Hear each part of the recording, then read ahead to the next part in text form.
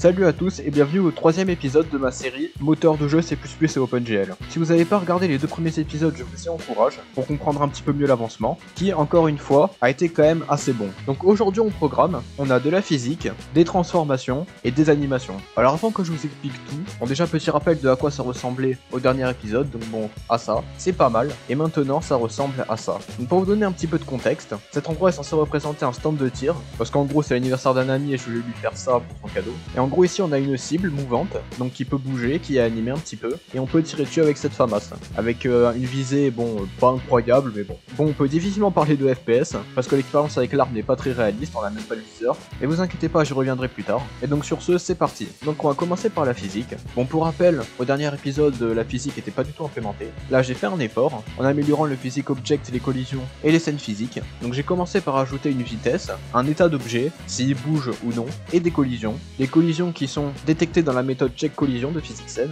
Seuls les objets marqués comme dynamiques peuvent bouger, donc le joueur, les balles par exemple. Bon, pour l'instant, seules des collisions carrées fonctionnent. J'ai pas eu le temps d'en implémenter des meilleures. Bon, c'est déjà suffisant parce que là j'essaye d'avancer, mais comme vous pouvez voir, je suis bloqué, il y a des collisions. Pareil pour ce mur, pareil pour tous les murs, et pareil pour les munitions d'ailleurs. Bon, elles vont assez vite donc on le voit pas, mais au contact du mur, une méthode de object collides with indique à l'objet s'il y a une collision entre deux objets, et s'il y a collision, une nouvelle méthode de l'objet, late update, pareil inspiré de Unity, est appelée. Donc celle-là est appelée après la physique, et pour les munitions, elle a pour tâche de les détruire. Et pour les cibles, elle a pour tâche de la reployer et de la déployer autre part. Donc je suis quand même très content de ce que rend le système pour l'instant. Pour ceux qui se demandent plus précisément comment savoir quel objet entre collision avec lequel, j'ai créé une carte d'objets qui est disposée de telle façon que l'élément XY représente la position XY dans la carte. Donc ce qui est quand même une assez grosse optimisation, donc c'est cool. Ce système-là est inspiré de Doom. Je sais pas comment ça fonctionne dans les gros moteurs de jeu, Unity, Unreal, tout ça, je sais pas. Mais bon, en tout cas pour l'instant ça fonctionne, donc je sais que je suis content.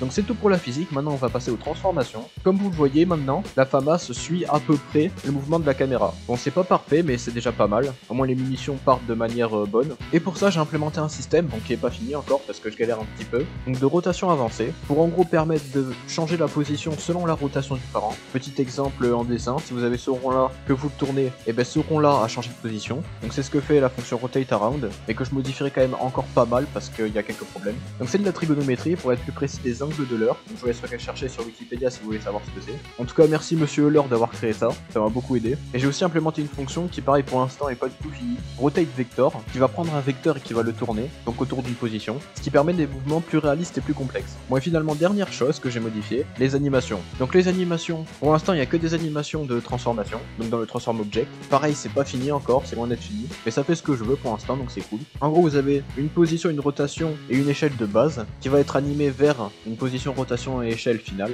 Le temps que ça va durer est totalement modulable. On peut aussi choisir de ne pas modifier certains paramètres, ce qui est quand même assez utile en vrai parce que ça peut occurer des bugs. Et puis bon, chaque animation a un état, en gros le temps déroulé depuis le début. Donc pour ça j'ai créé une méthode update animation, en transform object, qui permet grâce au delta time de transformer bien l'objet et donc de faire une animation propre. Donc bon, update animation est appelé dans update pour pouvoir être fait à chaque update. Et donc vous pouvez voir que par exemple pour la cible, elle rentre dans le sol ou sort du toit de manière correcte. Et d'ailleurs la FAMAS est elle aussi animée, comme vous pouvez le voir, elle bouge un petit peu pour simuler un petit peu le recul. Bon, je sais pas si c'est très réaliste, mais bon. Pareil, ce système est pas entièrement opérationnel parce qu'il faut tourner manuellement le vecteur pour l'appliquer correctement à la FAMAS, ce qui est pas vraiment ce que je veux, mais bon, je réglerai ça plus tard. Et bon, ben en tout ça c'est quand même assez propre. Bon, quelques petites mentions honorables quand même. La possibilité de bloquer ou pas une transformation. Donc par exemple là, je ne peux pas monter en fait, c'est pas possible. Pour ajouter du réalisme au centre de tir. L'ajout d'un système avec template, donc avec ces trucs là, pour pouvoir créer un objet personnalisé, donc il doit par contre hériter de object. C'est comme ça que j'ai réussi à faire une FAMAS sans trop de difficulté. Et c'est tout. Donc bon, j'espère que tout ça vous convainc et que tout ça vous plaît. Moi vraiment j'adore faire des trucs comme ça, c'est vraiment les trucs que j'adore faire. Donc n'hésitez pas à lâcher un petit pouce bleu, vous abonner et tout et tout. Bon, quelques petites informations pas très importantes mais qui pourront vous aider à mieux comprendre la série par la suite. Déjà premièrement l'objectif ça serait de réussir à faire un petit FPS. Bon, pas grand chose hein, mais au moins un petit truc stylé. Aussi si vous voulez accéder au projet GitHub, vous pouvez y aller, je créerai une branche spécialisée pour cet épisode qui s'appellera certainement Matix3 ou un truc comme ça. Et pour le prochain épisode, j'aimerais intégrer un petit système de HUD, donc une interface dessus le tout. J'aimerais un petit peu améliorer la physique aussi, et surtout améliorer le mapping. Et pourquoi pas commencer à ajouter des entités d'ailleurs. Et bon ça fait beaucoup, on verra ce que j'arriverai à faire. Donc bon c'est tout pour aujourd'hui, donc bon sur ce je vous souhaite une bonne journée, une bonne vie, un bon dégommage de cible, et sur ce je vous dis à plus.